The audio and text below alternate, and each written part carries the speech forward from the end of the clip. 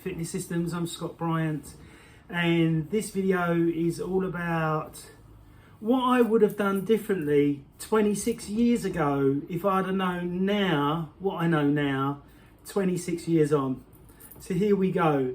So the first thing I would have really done when becoming a PT is definitely not do a 12-week course. It's a complete waste of your money. You need to definitely commit to at least 3 years of study like a physio.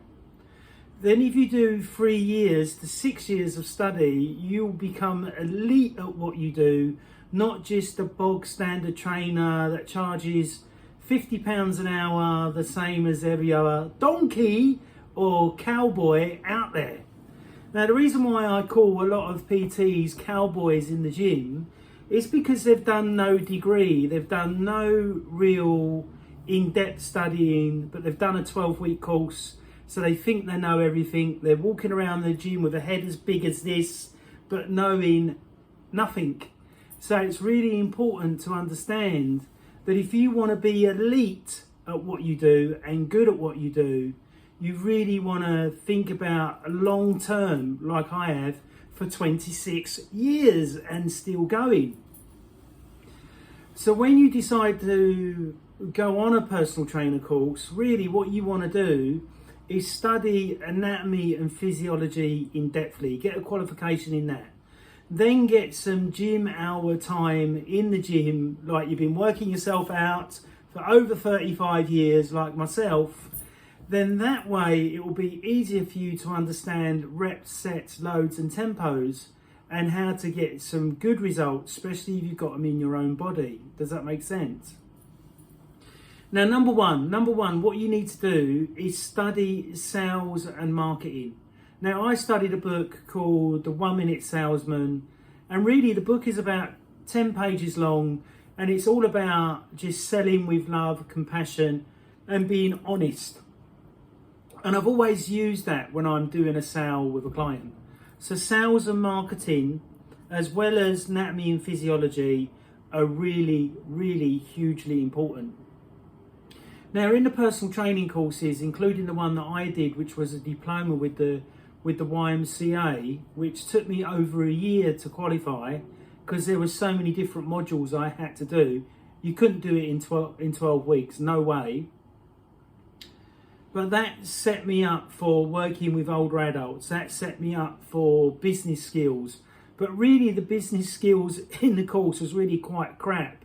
But what it did help me to do is design a business plan so I could go to the bank and get help from the bank. Does that make sense? So it did have some good things and some bad things about it. But really, nothing is going to be as good as practical experience. So you might pass out with a distinction from, the training provider that you decide to study with, but you might still be completely crap at what you do. And I've seen this with physios, osteopaths and doctors.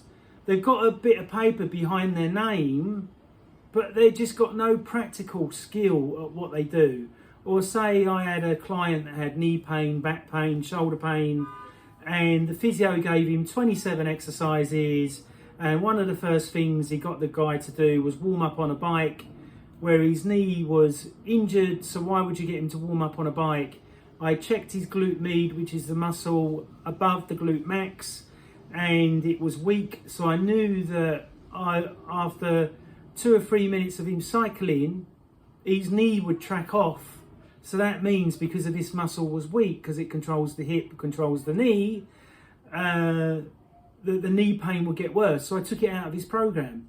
And I reduced his program to 5 exercises, not fucking 30, in which to get him out of pain. And it 1000% worked.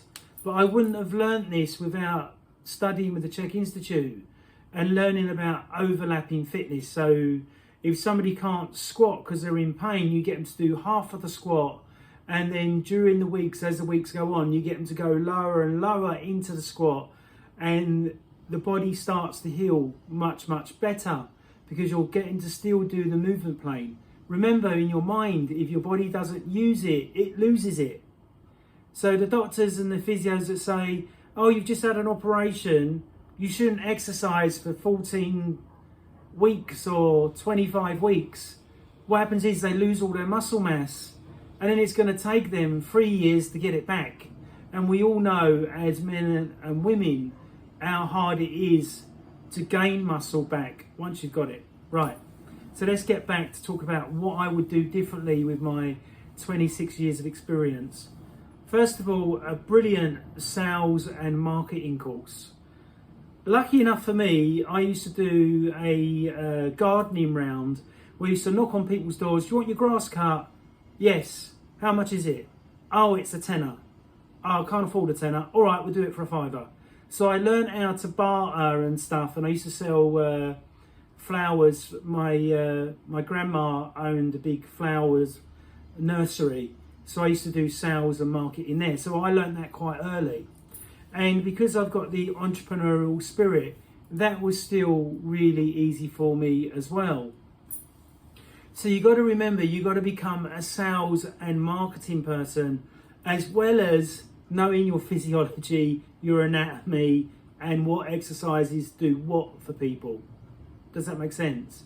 And unfortunately, your 12-week course is not going to give you that. It's not going to give you sales. It's not going to give you marketing. You're going to have really basic understanding of anatomy and physiology, even if they cover it. Okay? So I'd say about a year into my career as a PT, I started working with clients that had knee pain, back pain, shoulder pain, all these problems, and I'm like, how the fuck do I help them with that? So then a friend, a taxi driver now, said to me, why don't you study with the Chek Institute? I looked at their courses, they looked brilliant. So then I went down the Chek route that took me 6 years to get that qualification. So really, I've got a master's degree, and I've done my 10,000 hours of practice, which means you're a master at what you do. So you've got to have that in your mind. If you're looking at being a PT for a couple of months and then giving up, which 99% of people will go, oh, I want to be a PT, but they don't realise they've got to be up at 4 o'clock in the morning, and they're not going to get in bed till 11 o'clock at night, and they're going to get cancellations, and then they've got to pay £1,000 a month rent to the gym, where they're going to end up on minimum wage or less than minimum wage once you pay everything out. So you've got to remember that to stay and have longevity as a PT like myself, 26 years, you've got to be doing something that is not the norm. And that's why I did the Chek Masters, because there's only about, I think there's probably 6 of us in the country, which is phenomenal from a point of view. There's more people wanting us than not wanting us. Does that make sense? So what that means is that if I'm in a gym and there's 25 PTs and none of them have done a master's, the person that's looking for somebody that's highly qualified, that can guarantee 100% results, are going to work with me. Does that make sense? And never be, always be the highest pricing PT. Do you know why? Because only 3% of people want PT in the gym, 3% of the members. So if there's 30,000, no, it's not 30,000. If there's 3,000 members, only 3% of them want PT. And the 3% that want the PT are wealthy, affluent, and got really good high profile jobs. And they're probably wearing a Rolex, or they're probably wearing Rolex, probably wearing Dolce & Gabbana clothes, probably, drive a Mercedes, or maybe a high-end BMW or a Porsche. So they really want the high end of personal training. They don't want somebody that's done a 12-week course that knows fuck all, that may give them shoulder raises, lateral raises, in which to get the pecs bigger because they don't understand what it's really doing. Does that make sense? So I believe that if you lower your rate, you're lowering your standard, and the client will be thinking, oh, he's charging 50 quid. I can afford that, but everybody's 50 quid, so he must be crap. Does that make sense? And the other thing is, if you are charging 50 quid as a PT now, and you've been in the industry for, say, 5 or 6 years, you're doing yourself. Because 50 quid is not enough to pay all your everyday bills, especially with the cost of living gone through the roof, if you've all seen that. So really important, set the standard. Make sure your standards are really high. So with me, I do hundreds of assessments, a big 10-day diet and lifestyle assessment before I even train the client. Simply because I want to go as deep as I can and deeper than anybody else out there in which to get them a much better result for what they're coming to me for. So the bigger percentage of my clients either want postural realignment, or they want to get stronger in their golf, which I guarantee, improve their tennis game, or they just want to get out of pain that they've had for years, and they've been to see the doctor, the physio, the osteopath, all these professionals that have degrees, but seem to let their egos get in the way of getting results for their clients. Okay? So you find a good sales and marketing course.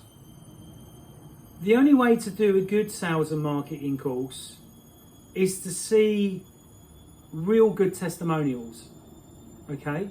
So you don't just want to do a James Smith sales and marketing course, because he's just pulling in the money. He's not really going to give you the secrets because he wants to keep it for himself. And if you go to his new website, you can see where people are given reviews, but you can't click on the review to see the actual person. So I think that's a bit of fakery, a bit of BS, in my opinion. Whereas if you go onto a website and you can click on the review, you can read about the person, you can see the person is real, especially if they've done video testimonials as well, then that may be a great course. But what you've got to remember is that lots of PTs are marketing, and I get it all the time, where PTs will contact me, we can get you more social media and we can get you more clients. It's complete bullshit. And you know why it's complete bullshit? Because they want you to pay them, so they're busy with you getting you nothing. And I know, because I've tried it. So don't fall into that trap. But you could do it later on. So let's say later on you're getting bored with PT, you don't like working with people, you don't like increasing your knowledge, and your confidence about yourself is low, and that's why you charge a shit rate. So you decide to, I'm going to market for PTs. Now there's big companies that are doing that now. We're going to double your income, we're going to do this, we're going to do that. It's all BS. Do you know why? Because they're trying to suck you in with this fake dream. I earn 6 figures, I earn 9 figures. Do you want to earn 6 figures? Do you want to earn 9 figures? Do you know why I know it's all BS? It's because if they're earning 6 or 9 figures, their tax that they're paying will be so high, and then they've got to pay the staff as well. So that means their general income comes down. It's not going up. Does that make sense? So I do all my own marketing. So on my YouTube channel today, I checked today, 20,000 views. 20,000 views. On my Instagram, 34,000 views today. On my TikTok, 10,000 views. But views mean naff all if it's not turning into money. Does that make sense? So you've got to be really, really careful about how you charge and who you get to get in your leads. So imagine TikTok, Instagram, YouTube are all free, but you need to learn how to use it and use it as a marketing tool. So maybe find a good marketer that can do that. But look at their evidence, look at their proof. So James Smith said in his video, use your own name. Now that doesn't work simply because somebody doesn't put in James Smith for personal training unless you're always on the telly, always bringing out books, and you're famous. Does that make sense? Even famous people have quiet periods of no work. Does that make sense? So really, you should put on your YouTube channel what you're going to offer, and on your website. So people don't put in Scott Bryant for personal training. They put in personal trainer London or personal trainer Battersea. And that's when they find me. Does that make sense? So if you make your website all about your name, Scott Bryant or Paul Chek, say for argument's sake, Paul Chek can get away with it because he's mega famous in the fitness industry and has had over 30 years of online marketing. Over 30 years. Does that make sense? Or been doing YouTube since 2007 or 2006, the same as me. But I'm not famous yet. Does that make sense as well? I published a book. I'm not famous yet. Not everyone's putting in, oh, let's buy Scott Bryant's book, Holistic Health for Proper Geezers and Classy Ladies. This is why you should not use your own name to market your website.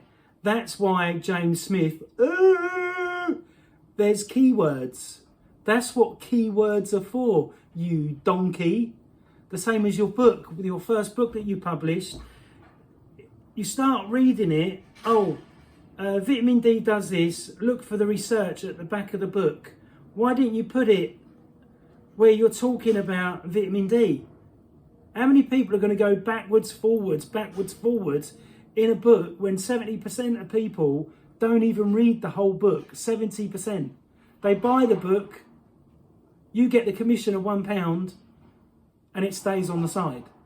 Then they read a couple of pages, then they don't go any further. Complete stupidity to me. Right, so sales and marketing, number 1. 2, anatomy and physiology. 3, think about where you're going to be in 5 years' time. 4, make sure you've got a year's salary saved. Because when you're in business, people can be cunts.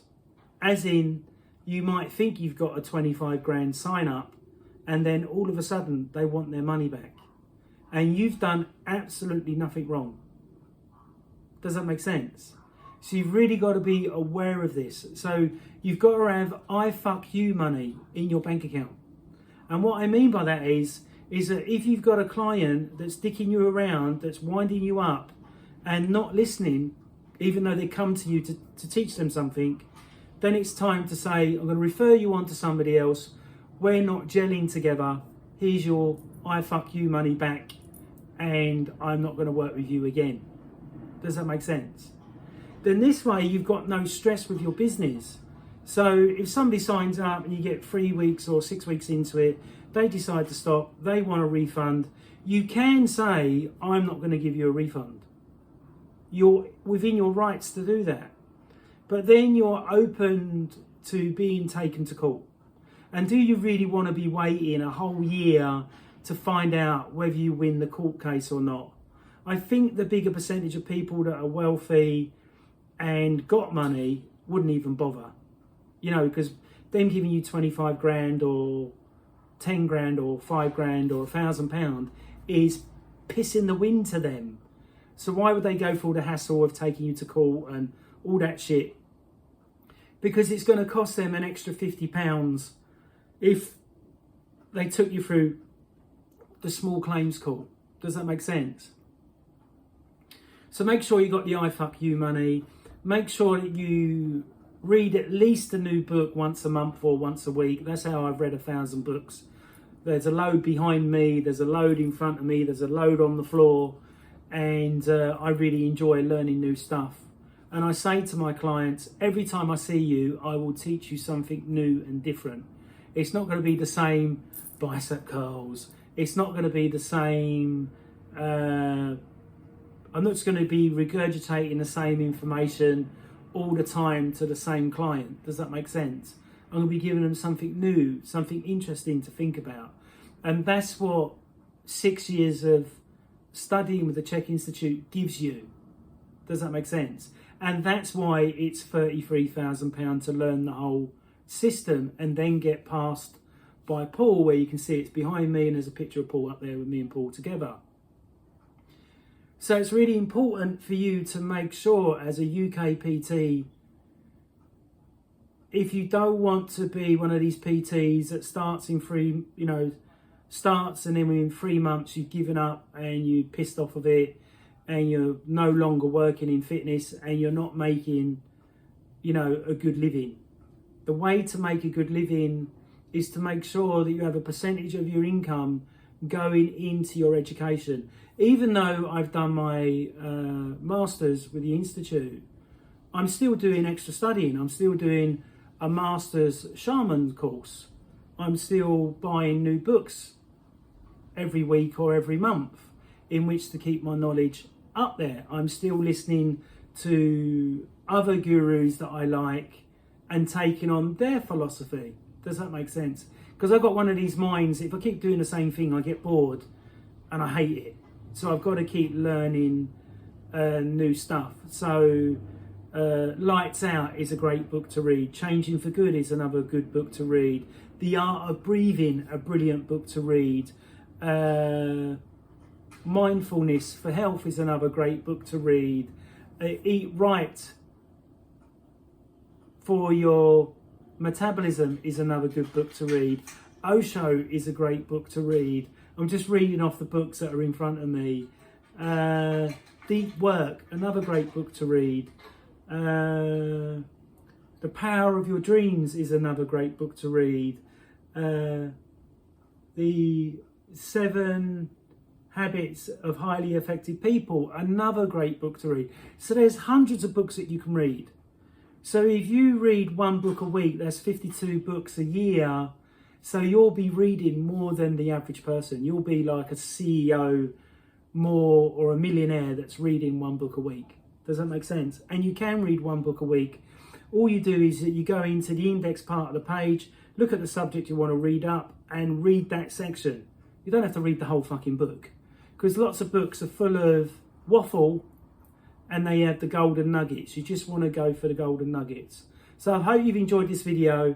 So you've got to make sure, please subscribe. So you've got to make sure that you sales and marketing first, anatomy and physiology, then find a good PT course. I would highly recommend the Chek courses. Sign up for the academy because you'll get one-to-one mentoring from guys that have been in the industry more than 20 to 30 years, same as myself, okay? So when you get that mentoring, they're not just going to be mentoring you on the courses, they're going to be mentoring you on how to market yourself, because we've all done it. And if you put in Chek Practitioner London, I'm number 1. You put in Back Pain London, personal trainer, I'm number 1. If you put in, what else is there? Shaman, healing, Battersea, I'm number 1 again. So I've learned all this stuff over the years because I know it's 100% important. If people don't know about your product, how can they buy your product? Does that make sense? So I hope you've enjoyed this video. It's been 23 minutes. Hope you've watched it all the way through. Please subscribe, please share, and always work on your guns. Thank you. Bye.